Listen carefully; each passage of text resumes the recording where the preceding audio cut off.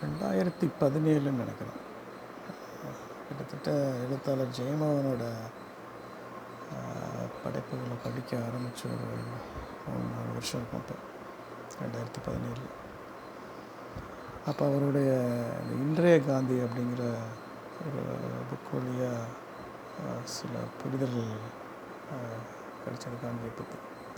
Especially Gandhi ஏன் கோமனாண்டி ஆனார் அப்படிங்கிறதுக்கான ஒரு விளக்கம் ரொம்ப இன்ட்ரெஸ்டிங்காகவும் நிறைய திறப்புகளை அளிக்கக்கூடியதாகவும் இருந்தது. அதை பற்றின ஒரு சிறு குறிப்பு என்னோடய ப்ளாகில் எழுதியிருந்தேன். அதை கொஞ்சம் இங்கே விரிவாக்கி பேசலான்னு பார்க்குறேன். காந்தி இந்த தன்னுடைய மேலாடையை கலைந்தது மதுரையில் நடந்த ஒரு கூட்டத்தில் தான் அப்படின்னு சில வரலாற்று குறிப்புகள் இருக்குது. என்னுடைய சக நாட்டவர்கள் நல்ல ஆடை இல்லாதப்போ எனக்கு இதுக்கு முழு ஆடை அப்படின்னு தன்னுடைய மேலாடையை கலைந்திருக்கிறார் அப்படின்ட்டு. அது கிட்டத்தட்ட இந்தியாவோட ஏழ்மையை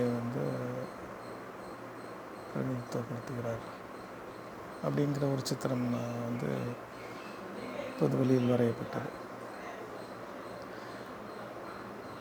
பட் இது போக இந்த முக்கியமான இந்த மேலாடையை கலந்ததற்கான முக்கியமான காரணம் இந்தியா ஒரு ஏழ்மை நாடு, ஏழைகளின் நாடு என்பதை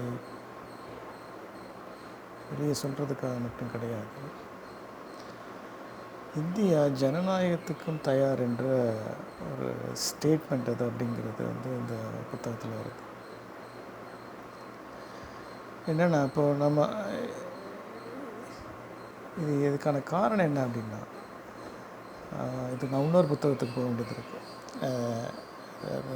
தி famous contemporary historian mister Ramachandra குஹாவோட இந்தியா ஆஃப்டர் காந்தி அப்படிங்கிற ஒரு புத்தகத்தில் அந்த சித்திரம் வருது. பிரிட்டிஷார்ட்ட இருந்து நம்மளுக்கு விடுதலை கிடைத்ததுக்கப்புறம் நம்மளுடைய முதல் பொது தேர்தல், அந்த பொது தேர்தலை நடத்துறதுக்கு நம்மகிட்ட இப்போ இருக்கக்கூடிய எஃபிஷியண்ட்டான அமைப்புகள்லாம் அப்போ கிடையாது. தேர்தல் கமிஷன் அந்த மாதிரி அமைப்புகள்லாம் கிடையாது. முழுக்க ஐசிஎஸ் அதிகாரிகளால் லண்டனில் இந்தியன் சிவில் சர்வீஸ் லண்டனில் பாஸ் பண்ணவங்களோட அதிகாரிகளுடைய மேற்பார்வையில் ரொம்ப அட்வென்ச்சரஸாக நடந்ததாக அதை கம்ப்ளீட் இதை கொடுத்துருக்குறாரு. அந்த இந்தியாவின் மூலை முடுக்குக்கெல்லாம் சென்று நீங்கள் எல்லாம் வாக்காளர்கள், உங்களுக்கு ஜனநாயகம் வந்துவிட்டது, சுதந்திரம் வந்துவிட்டது என்பதை புரிய வைத்து அவர்களை வாக்களிக்க வேண்டிய நிலைமையில் அப்போது இந்தியா இருந்தது. அப்பொழுது அங்கே ஒரு ஒரு பழங்குடி சமூகத்தை அவங்க பார்க்குறாங்க.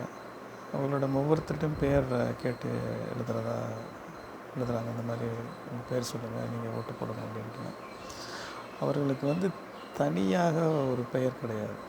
அவர்கள் கோண்டு என்ற ஒரு சமூகத்தைச் சேர்ந்தவர்கள்.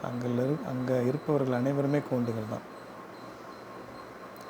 அவர்களை ஏற்படுத்தி கொள்வதற்கு ஒரு பெயர் கிடையாது.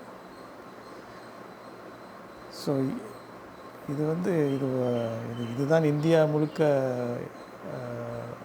நட்சத்திரம் கிடையாது. இது ஒரு போர்ஷன் ஆஃப் இதில் இது இருக்குது.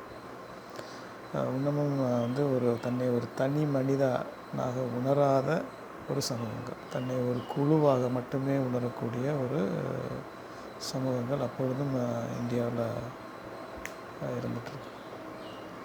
ஓகே, ஸோ இப்போ இந்த மாதிரி ஒரு சமூகங்களை வைத்துக்கொண்டு அது மட்டும் கிடையாது. இப்போ காந்தி மேலாடியை கழித்து பக்கத்தில் மக்களாக நின்னா அந்த மக்கள் கேட்கக்கூடிய நம்மளுடைய பொதுவான மனநிலை என்னென்னா, உன்னை எப்படி நான் தலைவனை ஏற்றுக்கொள்ள முடியும்? என்னை போன்ற ஒருவனை, என்னை மாதிரியே உள்ள ஒருவனை, எனக்கு சமமாக உள்ள ஒருவனை எப்படி நான் தலைவனாக ஏற்றுக்கொள்ள முடியும்? ஸோ என்னுடைய தலைவன் ஒன்றும் கோயிலில் தெய்வமாக இருக்கணும், இல்லை அரண்மனையில் மன்னராக இருக்கணும், இல்லை பங்களாவில் ஜமீன்தாராக இருக்கணும். இது வந்து நம்ம அந்த அந்த பிரிட்டிஷ் பீரியட், பிரிட்டிஷ் வெளியில் போன சமயத்தில் வந்து அப்போ தான் நம்ம நிலப்பிரபுத்துவ சமூகங்கள்லேருந்து வெளியில் நிலப்பிரபுத்துவ மனநிலையிலேருந்து கொஞ்சம் கொஞ்சமாக மாறிக்கிட்டு இருக்கணும் அப்போ தான். ஸோ இன்னமும் அந்த மைண்ட் செட் நமக்கு இருக்குது, இப்போ கூட இருக்குது. பட் அப்போ வந்து ரொம்ப ப்ரிடாமினண்ட்டாக இருந்தது. ஸோ என்னை ஆளக்கூடியவன் வந்து என்னை சேர்ந்தவனாக இருக்க முடியாது, என்னை விட பெரிய ஆளாக தான் இருக்க முடியும் அப்படிங்கிற ஒரு நிலைமை. இது ஜனநாயகத்திற்கு ஒரு எதிரான பண்பு தான். ஸோ இது அப்போ வந்து இந்த இந்த இந்த தன்னுடைய ஆடை குறைப்பு, காந்தியோட இந்த ஆடை குறைப்பு வந்து இந்தியாவோட ஏழ்மையை பறைசாற்றுவதற்காக மட்டுமல்ல, இந்தியா ஜனநாயகத்துக்கு தயார், நான் இவர்களில் தலைவன், இவர்களை இப்போ அதாவது என்னை அவர்களைப் போலவே இருந்தாலும் இந்தியாவில் தகுதியும் திறமையும் இருந்தால் தலைவனாக உயர முடியும் அப்படின்னு வந்து ஒரு ஸ்டேட்மெண்ட். அந்த இந்தியா ஜனநாயகத்துக்கு ரெடி அப்படிங்கிற ஒரு ஸ்டேட்மெண்ட் தான் இந்த ஆடை குறைப்பு அப்படின்னு ஒரு புரிதலுக்கு அந்த இந்திரா காந்தி புத்தகம் எடுத்து சென்றது. ஸோ அது ஒரு முக்கிய காரணம். ஓகே, பட் ஆனால் நம்ம இன்னமும் நம்ம கோண்டு சமூகத்திலேருந்து, கோண்டு மனநிலையிலேருந்து வெளியில் வந்துட்டோமா? இன்னமும் நாம் வந்து ஒரு முழுமையான ஜனநாயக நாடா அப்படிங்கிற கேள்வியை நம்ம இப்போ கூட எழுப்ப முடியும். நான் இன்னமும் வந்து அந்த குழு மனப்பான்மை, அந்த நிலப்பிரபுத்துவ மனப்பான்மை எல்லாம் போயிடுச்சு. நம்ம வந்து தனி மனித அழகாகத்தான் நம்ம வந்து இந்த சமூகம் கட்டி எடுக்கப்பட்டிருக்கிறதா, இல்லை சமூக அழகுகளை குழு சார்ந்த சமூக அழகுகளால் இந்த இந்தியா கட்டமைக்கப்பட்டுள்ளதா அப்படின்னு நம்ம கேட்டுக்க முடியும். அது ரீசன் ஆப்வியஸ். இப்போ இன்னமும் வந்து நம்ம அந்த குழு மனப்பான்மையிலேருந்துலாம் வெளியில் வரணும். கோண்டுங்கிற இனத்துலேருந்து வெளியில் வந்துட்டால் கூட நம்ம இன்னும் அந்த ஜாதி மதம் இதெல்லாம் வந்து இன்னும் நம்மளை வந்து பைண்ட் பண்ணிட்டு தான் இருக்கு ஆக்சுவலாக. ஸோ இன்னமும் வந்து அது இன்ஃப்ளூயன்ஸ் பண்ணிக்கிட்டு தான் இருக்குது நம்மளுடைய தலைவர்களை வந்து தேர்ந்தெடுக்கும் விதத்தை. ஓகே, ஸோ இந்தியா ஜனநாயகத்தை நோக்கிய பாதையில் இருக்கும் ஒரு நாடு. இது சொல்கிறனால வந்து மற்ற நாடுகள் எல்லாம் வந்து ஜனநாயகத்தின் உச்சத்தை தொட்ட நாடுகள்னு சொல்ல முடியாது. எல்லாமே அதை நோக்கிய பயணத்தில் உள்ள நாடுகள் தான். அந்த ஏற்றத்தாழ்வுகள் இல்லாத ஒரு சமான சமூகம், ஒரு சரிசமமான சமூகம் வந்து எங்கேயுமே எட்டப்படலை. இந்த ஜனநாயகம் வந்து இந்த ஜனநாயகத்தால் அதை எட்டி பிடிக்க முடியுமா என்பதும் கேள்விக்குறி தான். பட் ஆனால் இந்த ஜனநாயகம் அதை நோக்கிய பாதையில் இருக்கிறது அப்படிங்கிற ஒரு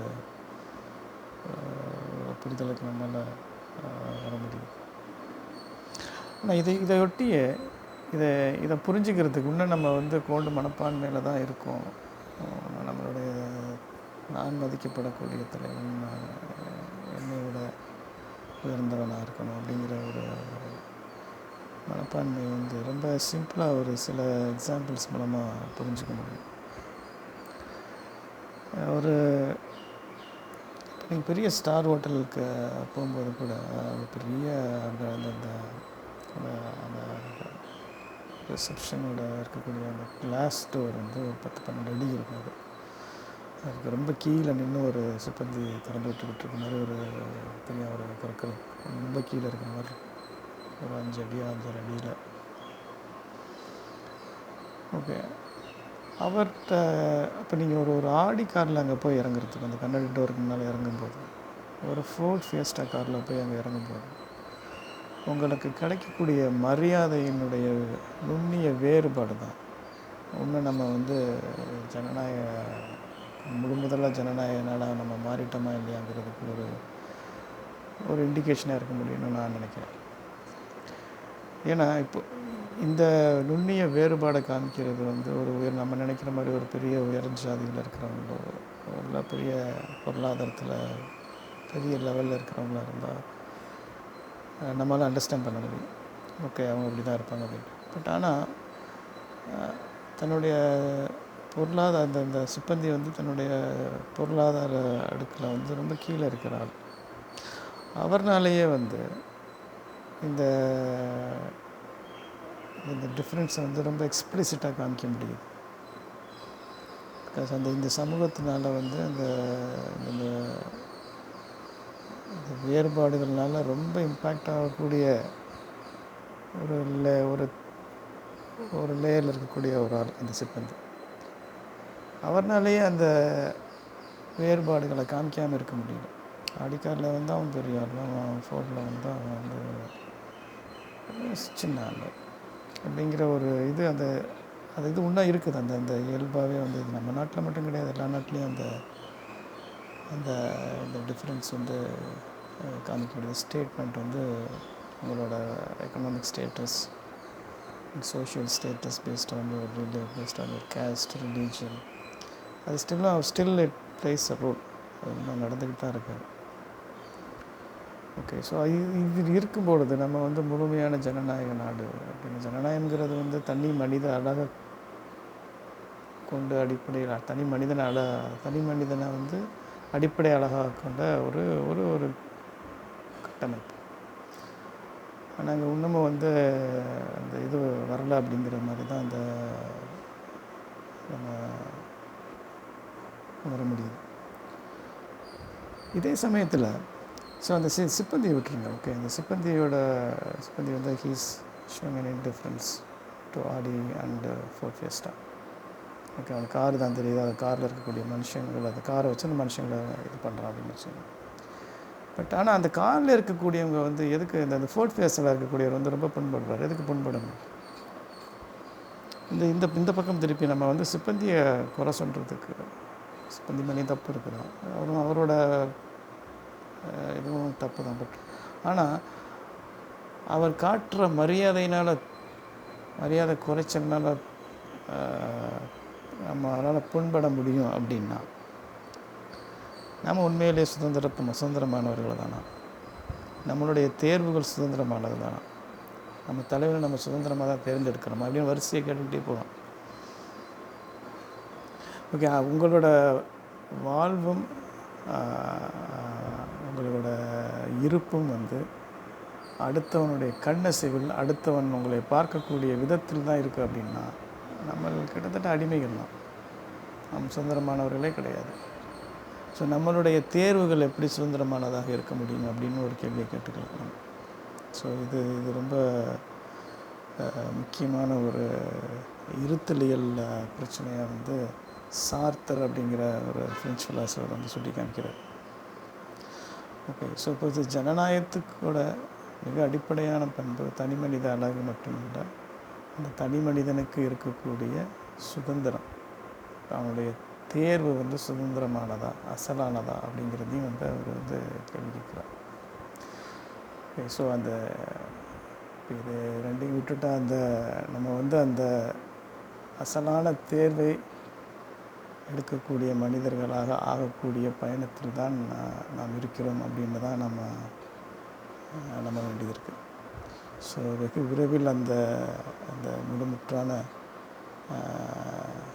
சரிசமமான சமூகத்தை இந்த ஜனநாயகத்தால் எட்டி பிடிக்க முடியும் என்ற நம்பிக்கையோடு தான் நாம் வாழ வேண்டியிருக்கிறது.